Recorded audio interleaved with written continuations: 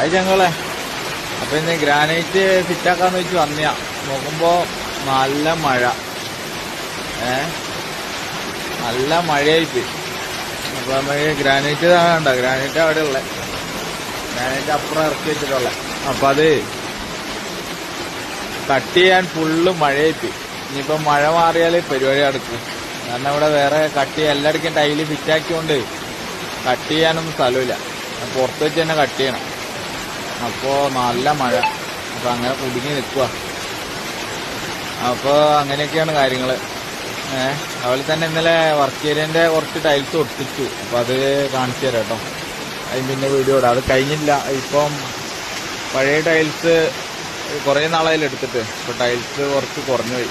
അപ്പൊ അതിന് balance കൊണ്ടുവന്നാലേ complete ചെയ്യാൻ പറ്റും. അപ്പൊ അങ്ങനെയാണ് കാര്യങ്ങൾ കേട്ടോ. ഓക്കെ, വരാം.